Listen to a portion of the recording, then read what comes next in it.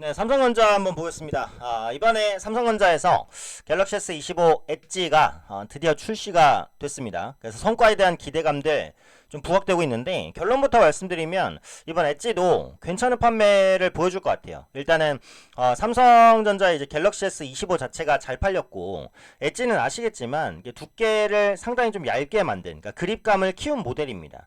근데 이제 두께가 얇아지고 그립감이 키워지면 하드웨어적으로 성능이 좀 떨어질 수 있다라는 우려가 있잖아요. 근데 생각보다 하드웨어 성능은 잘 잡았어요. 그러니까 성능은 상당 부분 유지를 시키면서 두께를 줄였다라는 부분입니다. 그렇기 때문에 이제 엣지도 보급 라인이 아니라 플래그십 프리미엄 라인이에요. 그래서 고가기는 하지만 어쨌든 양호한 판매를 좀 보여줄 수 있을 거라는 생각은 들어요.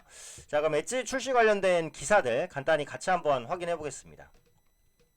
자, 초슬림 스마트폰이죠. 삼성전자의 갤럭시 S25 엣지가 23일 국내에 출시가 됐습니다. 어제 출시가 됐고요. 역대 갤럭시 S 시리즈 중에 가장 슬림한 디자인과 강력한 성능, 그리고 견고한 내구성. 얇게 만들면 내구도가 떨어질 수 있다는 우려감이 있을 수 있잖아요. 하지만 내구도도 상당히 강력하게 갖춘 제품이라는 겁니다.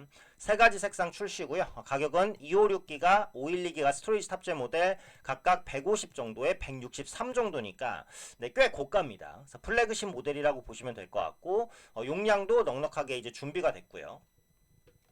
얇게 만들면서도 성능과 견고함을 유지하는 게 관건이었어요. 근데 이번에 엣지에 대한 평가를 보시면 성능과 견고함은 상당 부분 잡았다라는 평가가 기본적으로 대부분입니다.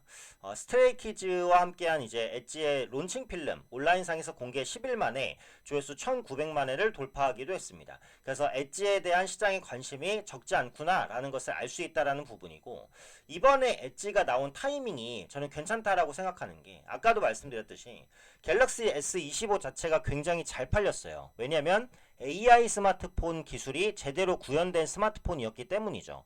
그러니까 갤럭시 S24에서 삼성전자가 최초로 이제 AI 기능을 도입했잖아요. 근데 항상 초기 버전은 좀 부족함이 있습니다. 근데 25는 S24에서 초기에 도입된 AI 기능이 대폭 강화가 됐잖아요. 그러니까 실질적으로 제대로 된 AI 스마트폰은 S25부터예요. 그래서 그런 부분들을 고객들이 알고 있었기 때문에 S25의 판매가 상당히 괜찮았습니다. 특히 S25에서 과감하게 자사의 AP, 엑시노스를 포기하고 퀄컴의 스냅드래곤을 탑재했단 말이에요. 그래서 이런 전략이 소비자들의 호응을 이끌면서 S25에 상당히 좋은 판매를 일으켰고, 그 판매를 S25 엣지까지 이어가겠다라는 겁니다. 특히 이제 S25에서 삼성전자가 잘 팔아서 1분기 실적이 좋았잖아요. 근데 지금 2분기 중이고 엣지의 판매는 본격적으로 6월부터 반영되겠죠.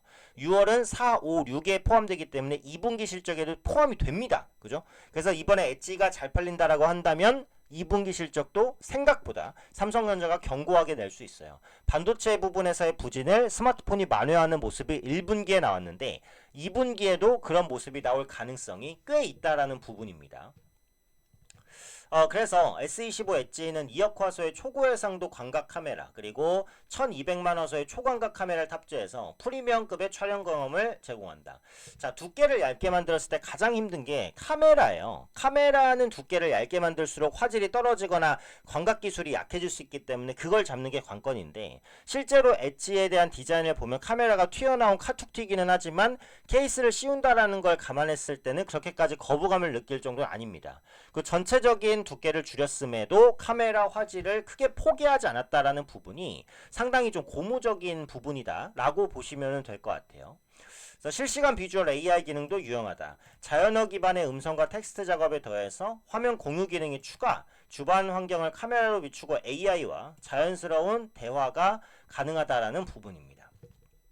그래서 엣지는 얇게 만들었지만 플래그십 성능을 그대로 유지하고 있다라고 말씀을 드렸어요. AI 부분도 마찬가지예요. S25에서 구현되는 고기능의 AI가 엣지에서도 대부분 다 구현이 됩니다. 그래서 성능과 디자인을 모두 잡은 폰이다. 이렇게 이제 시장에서 평가를 하고 있다라고 보시면 되겠죠. 자, 그래서 엣지가 출시되고 가장 슬림한 디자인, 강력한 성능, 견고한 내구성, 세 가지 색상으로 출시된다라는 얘기들 계속해서 나왔고요. 14일부터 20일까지 사전 판매가 진행됐는데 1030 세대 구매 부증이 절반 이상으로 집계가 됐어요. 자, 그동안 이제 삼성전자의 그 갤럭시가 약간 올드하다는 이미지가 좀 있었습니다. 그래서 실제로 1, 20대들은 아이폰의 선호도가 너무 높았고 3, 40대가 이제 갤럭시 선호도가 높았고 요런 그림이었는데 이번에 엣지의 사전 판매에서 1030 세대의 구매 비중이 절반 이상으로 집계됐다라는 것은 젊은 층이 이제 갤럭시에도 관심을 갖기 시작했다라는 것을 의미해요. 그래서 국내 시장에서도 갤럭시가 점유율을 확대할 수 있는 가능성들을 타진하고 있다라는 겁니다. 그리고 이번에도 역시 그 스냅드래곤 8 엘리트가 채용이 됐습니다. 그래서 시장이 원하는 AP를 탑재했다. 자사의 엑시노스를 이번에도 과감히 버렸다라는 부분이에요. 그래서 삼성전자가 좋은 판매량을 위해서라면 고집을 부리지 않겠다라는 것을 의미하는 거죠. 앞으로 스마트폰 부분에 계속해서 경쟁력 강화하겠다라는 의지의 표현이라고 보시면 될 것 같고요. 여기서 주목하는 부분 중에 하나가 요거예요. 자, 기기 반납 시 최대 50% 잔존가를 보상하는 뉴 갤럭시 AI 구독 클럽도 운영한다라고 했는데 가입 기간이 12개월, 24개월 중에 선택 가능하고 구독료가 월 5,900원입니다. 자, AI 구독 클럽의 구독료가 월 5,900원이다. 지금은 이 구독이란 서비스가 시험 단계인데 요게 이제 안착이 된다라고 한다면 삼성전자가 구독료를 받으면서 신규 AI 서비스들을 유료로 이용할 수 있게 할 거예요. 자, 지금까지는 이제 AI 투자가 B2B, 기업 대 기업으로만 많이 이루어졌습니다. 근데 기업이 AI 투자를 많이 하는 이유는 뭐예요? 결국은 이 AI 투자를 통해서 누구한테 돈을 벌기 위함이죠? C, 컨슈머, 소비자에게 돈을 벌기 위함입니다. 그래서 앞으로는 AI에 대한 기조가 B2B에서 B2C로 넘어가는데 B2C로 넘어갈 때 가장 대표적으로 소비자에게 AI 관련된 돈을 뽑아 모을 수 있는 디바이스는 뭐예요? 당연히 스마트폰입니다. 스마트폰은 없는 사람도 없고 필수품이고 반드시 다 가져가야 되니까. 그럼 그 AI를 통해서 스마트폰을 통해서 제대로 된 AI 서비스를 구독으로 월 정액으로 받을 수 있다면 기업의 엄청난 고정 수익원이 되겠죠. 요즘에 렌탈 서비스가 잘 나가면서 코웨이 주가가 엄청 갔잖아요. 삼성전자도 스마트폰 AI 부분에 구독 서비스를 정착시키려는 노력을 하고 있고 이게 정착이 된다면 삼성전자의 새로운 수익원으로 작용할 수 있는 겁니다. 그래서 그런 가능성들을 이번 구독 시스템으로 타진하고 있는 것이기 때문에 저는 이게 굉장히 의미 있는 시도라고 봐요.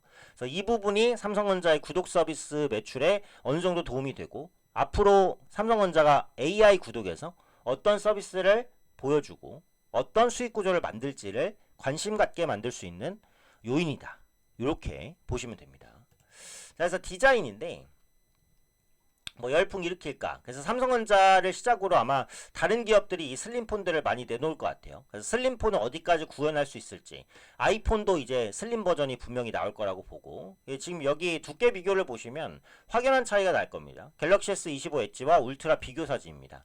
왼쪽에 있는 게 엣지고요. 오른쪽이 울트라예요. 딱 봐도 울트라가 훨씬 더 크고 두껍고 카메라도 많이 튀어나온 걸 알 수 있어요. 왼쪽의 엣지는 딱 봤을 때 확실히 더 얇고 슬림하고 카메라도 덜 튀어나온 걸 확인할 수 있습니다. 그래서 울트라 대비해서 훨씬 더 나아진 그립감을 선보인다라는 거죠. 사실 남성분들은 이제 손이 크니까 이제 울트라를 잡았을 때 뭐 크게 거부감이나 이런 게 불편함이 없다고 하더라도 여성분들은 사실 울트라를 들고 다니기가 좀 힘들긴 하거든요. 근데 이번 엣지를 통해서 여성 소비자, 그러니까 아이폰으로 갔던 젊은 여성 소비자를 일정 부분 정도 끌어올 수 있는 그런 효과들도 좀 발휘할 수 있지 않을까. 이렇게 이제 판단을 합니다. 조금 아쉬운 부분이 이제 충전 속도다. 그러니까 배터리 부분은 조금 아쉬울 수밖에 없을 것 같아요. 배터리 자체의 크기를 크게 키울 수 없었던 한계, 이런 부분들이 충전까지도 같다라고 봅니다. 그래서 완전히 뭐 플래그십과 동일하다라고 할 수는 없지만 앞서 말씀드린 대로 기능적인 부분은 거의 다 끌어들였거든요. 근데 실제로 후기를 보면 배터리 말고는 크게 아쉬운 건 없다. 이런 후기들이 많아요. 그래서 엣지의 판매가 삼성전자 2분기 전체 실적을 견인할 가능성도 충분히 있다라고 보니까 이런 부분에 대한 기대감을 가져볼 수 있지 않을까 싶습니다.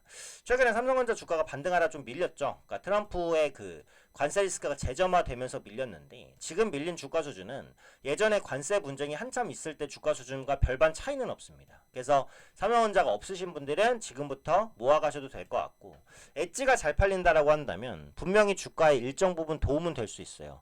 그리고 2분기도 1분기에 이어서 서프라이즈 실적이 나온다라고 한다면 그게 스마트폰에 기인한 실적이라고 하더라도 시장이 삼성전자에 대한 저가 매수를 충분히 이제 타진할 수는 있어요. 그래서 55,000원 이하 구간, 54,000원 이하 구간, 이렇게 5만원 초반대 언더에서는 충분히 매력적인 가격이라고 봅니다. 그래서 앞으로 엣지의 판매를 한번 기대해 보시면 좋을 것 같고요. 또 최근에 살아나고 있는 그 레거시 반도체 부분, 이 부분도 분명히 이제 2분기 실적에는 반영이 될 거니까 삼성전자의 2분기 실적 컨센서스 변화도 꾸준하게 체크해 보실 필요는 있지 않을까 이렇게 판단됩니다.